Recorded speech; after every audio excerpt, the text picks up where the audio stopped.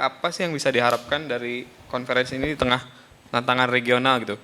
Sekarang kan ASEAN disibukkan juga dengan krisis Myanmar dan ancaman terbuka konfrontasi Cina dan Amerika misalnya. Terus bagaimana forum ini juga secara spesifik bisa berkontribusi supaya menentukan secara politik. Terima kasih. Ini belum pernah terjadi sebelumnya bahwa forum tokoh-tokoh agama ini dijalankan dalam koordinasi yang erat dengan pemerintahan-pemerintahan. ASEAN ini sendiri kan ini kan forum politik ASEAN ini platform politik internasional ya, terkait dengan kawasan ASEAN ini. Dan AIDC ASEAN AIDC nanti ini forum tokoh-tokoh agama tapi terkait erat dengan pemerintahan masing-masing, karena yang kami undang ini kami konsultasikan dengan pemerintahan masing-masing sehingga ada komunikasi yang erat ya, antara tokoh agama dengan pemerintahan. Kemudian forum ini sendiri ini telah diadopsi menjadi bagian agenda resmi dari KTT ASEAN, sehingga nanti hasil dari forum ASEAN IDC ini akan dibawa ke dalam KTT ASEAN untuk bisa mendapatkan ya acknowledgement ya, mendapatkan penguatan, penerimaan dari KTT ASEAN. Maka ada harapan bahwa kesimpulan dan kalau bisa mudah-mudahan bisa kesepakatan di antara para pemimpin agama di dalam forum ASEAN IDC nanti mudah-mudahan bisa terproyeksikan menjadi policy baik di tingkat ASEAN maupun di tingkat pemerintahan masing-masing negara. Ini yang kami maksudkan sebagai lebih politically decisive dibanding forum-forum interfaith yang lain yang ya pemimpin agama rasan-rasan tapi nggak jelas habis itu mau ngapain gitu, tapi nanti akan lebih itu ya apa lebih secara politis akan punya, kita harapkan punya lebih besar pengaruh ya.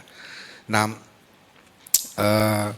di tingkat masyarakat sendiri karena ini pemimpin-pemimpin agama yang punya umat, kalau kita punya kesepakatan kemudian kesepakatan ini diketahui dan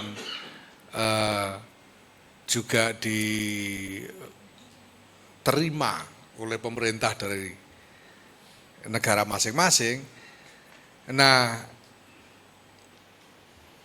kita harapkan nanti ada tindak lanjut di lingkungan komunitas-komunitas agama yang ada ini dengan encouragement dari pemerintah masing-masing untuk melakukan sosialisasi dari apa yang menjadi kesimpulan dan kesepakatan dari forum ini. Ya. Nah kita tentu belum bisa mengatakan ini sampai tingkat mana kesepakatan itu bisa dibuat. Ya. Pertama-tama karena ini soal agama-agama yang berbeda-beda. Di dalam R20 yang lalu kita sudah sampai pada kesepakatan untuk jujur dan terbuka tentang masalah di antara agama-agama. Jadi misalnya dalam R20 kemarin itu kan kami dari NU jujur terbuka bahwa di dalam ajaran-ajaran Islam memang ada beberapa elemen yang kalau dipertahankan bisa menghalangi harmoni. Nah ini sekarang yang sedang dilakukan upaya rekontekstualisasi di lingkungan NU. Kemudian ada kelompok dari Yahudi Masorti yang melakukan hal yang sama. Mereka membuat review terhadap ajaran-ajaran Yahudi dan mengakui secara terbuka bahwa di dalam ajaran Yahudi ada elemen-elemen yang bisa menghambat. Jadi ada kesepakatan untuk saling jujur di R20 ini. Nah di dalam AIDC ini, ya, ASEAN AIDC ini,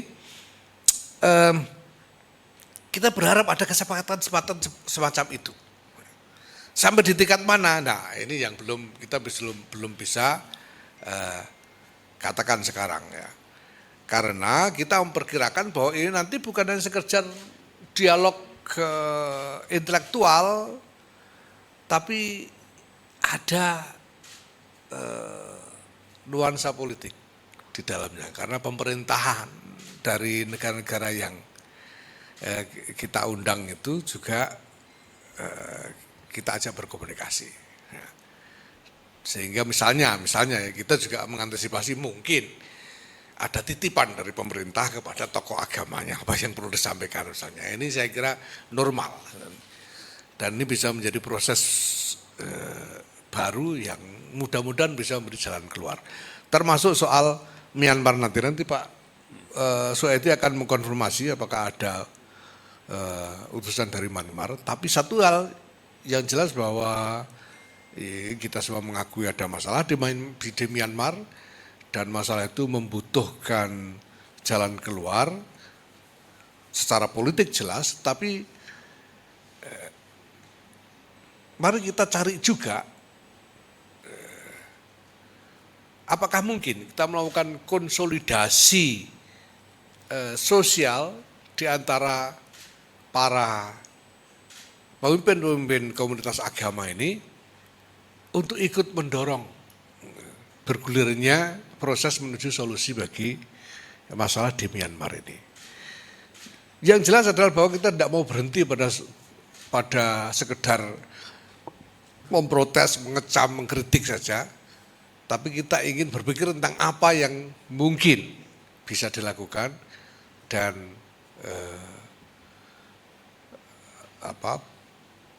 membawa pengaruh yang nyata menuju ke arah solusi ini. Silakan Pak Siti. Saya hanya mengkonfirmasi satu aja ya tentang Myanmar tadi. Ada delegasi, ada speaker. Speakernya adalah nanti ada di itu rundown di Venerable Sobhita, Sobhita, Sobhita. Beliau adalah Head of Buddhist Education Center.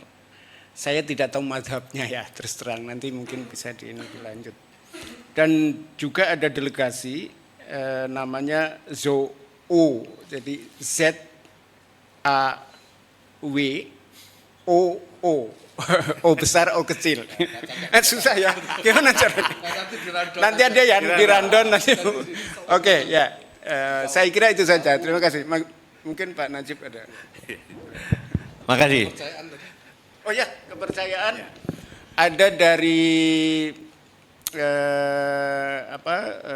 lembaga aliran kepercayaan ya, apa namanya saya lupa. Kemudian ada dari Sunda Wiwitan. Ada 3 ya, saya lupa ininya apa? Enggak ada di rundown. Nanti mungkin saya nanti akan tulis press release aja ya supaya namanya ini. Ya. Ini orang Islam jadi. Iya. Itu sebenarnya kenal baik orangnya, tapi enggak hafal nama dan ininya. Oke, terima kasih. Nanti saya tulis aja. Makasih Mas Suhaidi. Mungkin untuk teman-teman nanti yang mau mengutip Mas Suhaidi saya beri keterangan tambahan nih. Mas Suhaidi ini juga dekan Fakultas Ilmu Fakultas Islam Nusantara ya Mas Suhaidi di Unusia Jakarta. Beliau juga penulis salah satunya yang relevan saya kira pernah menulis buku judulnya Islam Identitas dan Minoritas di Asia Tenggara. Jadi ini isu yang bukan hal baru lah kira-kira itu bagi Mas Ahmad Suhaidi. Mungkin saya ingin menambah satu poin aja melengkapi beberapa penjelasan dari Gus Yahya dan Mas Suhaidi tadi ya. Mengenai soal political decisiveness kira-kira gitu atau paling enggak influence lah paling enggak kalau tidak. Jadi sebenarnya kehadiran acara ASEAN IIDC sendiri merupakan satu hal baru, inovasi karena sebelumnya forum ASEAN enggak ada yang mengundang forum para pemimpin agama dan pemimpin budaya ini enggak ada. Jadi seperti yang Gus Yahya bilang ASEAN itu ya ekonomi, politik, perdagangan kira-kira gitu deh. Jadi selama ini begitu. Jadi ini sesuatu inovasi yang baru dengan mengundang bid'ah. Ya, tentu saja sebagai sesuatu yang baru mungkin tidak serta-merta, tapi ini sebuah inovasi yang luar biasa dan memang diharapkan direncanakan oleh Kemenlu menjadi agenda rutin tahunan. KTT ASEAN berikutnya akan ada lagi. Dan ini sebenarnya merupakan bid'ah kedua setelah R20. Karena R20 itu juga bid'ah, karena sebelumnya G20 nggak pernah punya forum para pemimpin agama, nggak pernah. Yang diundang ya itu tadi, pebisnis, politisi, perdagangan, macam-macam semua hal itu. Sejak tahun lalu dan berlanjut tahun ini saya kira kita memulai tradisi bid'ah Nahdiyah tradisi baru ya yang dikembangkan oleh yang Nahdlatul Ulama bekerja sama baik dengan pemerintah Indonesia khususnya Kemenlu, saya kira menyelenggarakan forum-forum ini. Dan ini harapan kami memang betul-betul menjadi agama ini menjadi berada di panggung utama diplomasi global, kira-kira begitu ya. Ya ini yang saya kira. Hah? Hidayah gitu. Apa? Hidayah. Hidayah. Ya, ya.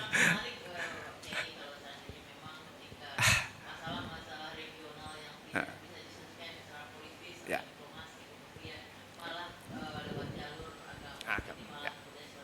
Ya.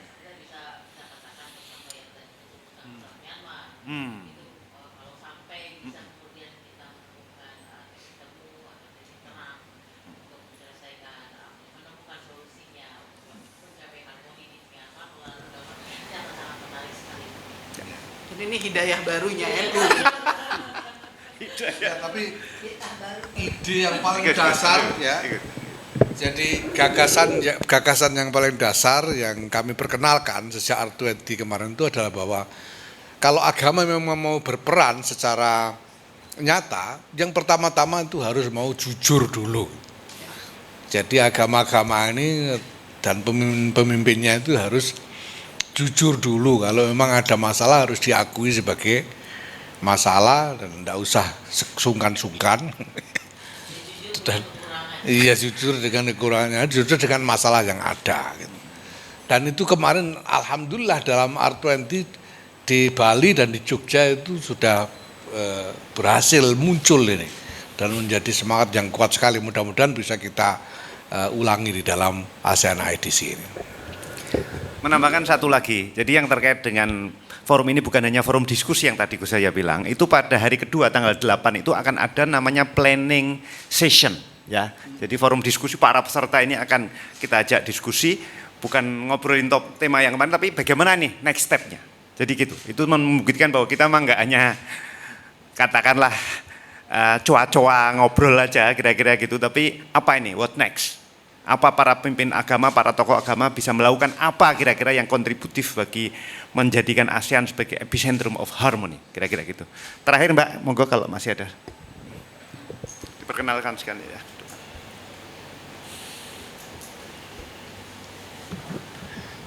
Ya, selamat siang Pak Kiai semua. Saya Ismira Lutfia dari Benar News dan juga dari Berita Harian Koran Bahasa Melayu di Singapura.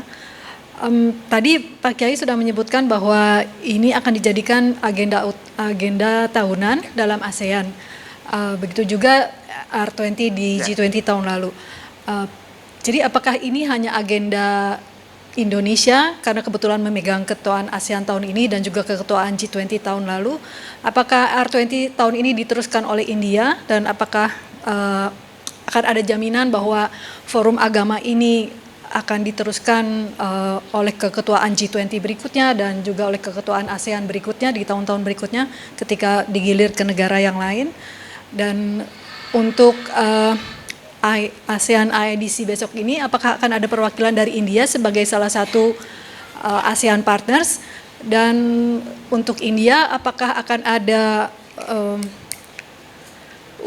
pembicaraan mengenai diskriminasi terhadap Muslim di India dan juga masalah konflik beragama di India? Terima kasih. Ya mungkin perlu saya jelaskan terlebih dahulu perbedaan status antara R20 dengan ASEAN IDC ini. R20 kemarin itu belum masuk sebagai bagian dari agenda resmi G20, tapi ini R20 itu lebih merupakan inisiatif swasta ya, untuk ikut menyemarakkan G20 forum, tapi belum menjadi agenda resmi dari G20 forum itu sendiri. Makanya di dalam kesimpulan G20 forum dalam final statementnya itu memang belum disebut sama sekali R20 ini ya, karena belum menjadi bagian. dari G20. Waktu itu memang agak telat kita masuknya. Nah sekarang ini untuk ASEAN AEDC ini statusnya lebih kuat karena sudah oleh pemerintah Indonesia diadopsi menjadi bagian resmi dari agenda ASEAN Summit. Dan hasil dari ASEAN AEDC nanti akan dibawa ke dalam diskusi ASEAN Summit itu sendiri. Ya. Kalau R20 kemarin belum. Nah karena itu untuk R20 memang belum ada komitmen politik dengan pemerintah-pemerintah, ya, bahkan dengan pemerintah Indonesia untuk mendorong R20 ini menjadi kegiatan tahunan yang rutin. Ya. Sehingga kami NU kami harus bicara sendiri langsung, buka komunikasi dengan pemerintah-pemerintah anggota G20, termasuk dengan India, yang hasilnya nanti akan saya ceritakan. Nah, untuk ASEAN ini Kemenlu sendiri akan membawanya dan mengusulkan di dalam ASEAN Summit supaya forum dialog antara agama ini dijadikan agenda rutin di dalam ASEAN Summit dari waktu ke waktu. Nah, kita lihat nanti hasilnya apakah diterima. Kalau diterima ya berarti ini akan terus ada dari satu KTT ASEAN ke KTT ASEAN yang lain. Nah, untuk R20 kami sudah berkomunikasi dengan pemerintah India dan alhamdulillah pemerintah India belum bersedia untuk memberi ruang penyelenggaraan R20 dalam G20 India tahun ini.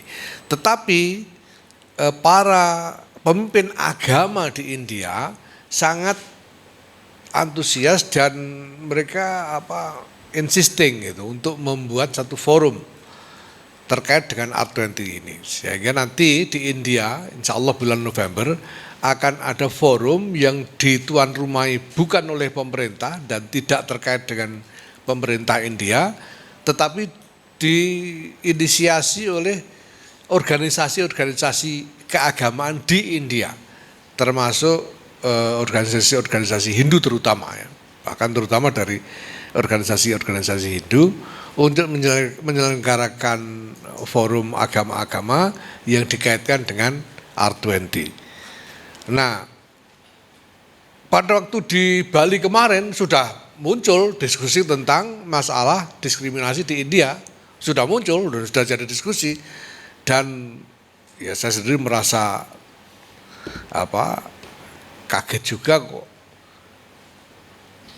Pemimpin-pemimpin Hindu yang hadir dari India waktu itu kok enggak marah gitu. Malah mereka mengakui bahwa ada masalah yang harus diselesaikan. Jelas mereka juga punya kritik terhadap attitude, ya, kecenderungan attitude dari sebagian kelompok Muslim di India misalnya, dan itu didiskusikan secara terbuka. Ya. Nah, di dalam ASEAN AEDC ini kami undang juga ada pembicara dari India ya. Sekarang. Untuk AEDC ini. Ada ya? Ada. Ram Madhav kalau tidak salah ya. Ram Madhav, beliau ini dari salah satu organisasi Hindu di India. Beliau akan datang dan akan bicara di dalam. Tim Syah kita identifikasi sebagai orang India aja. Siapa? Tim Syah. Tim Syah. Ya, kalau Ram Madhav ini Hindu, ada satu lagi namanya Timothy Samuel Shah. Ini dia dari Katolik India, dari minoritas Katolik di India. Mereka akan menjadi pembicara di dalam ASEAN AEDC ini. Nah, tentu ada topik yang nanti pasti bersinggungan. Ya, kalau soal diskriminasi minoritas pasti ada, ya, pasti ada. Dan karena semua orang tahu apa yang terjadi di India, ya saya kira pasti akan keluar juga itu, ya. Karena topik tentang hak-hak minoritas itu ada sebagai agenda diskusi, ya, itu. Ya, saya tadi jadi yang aliran kepercayaan itu ada namanya Pak Engkus Ruswana. Itu adalah salah satu kelompok aliran kepercayaan. Kemudian ada Ibu Juwita dari Sunda Wiwitan, dan ada dari Kaharingan, kelompok Kaharingan. Saya tidak menguasai kelompok-kelompok itu yang mana, tapi ada delegasi dari Kaharingan. Terima kasih.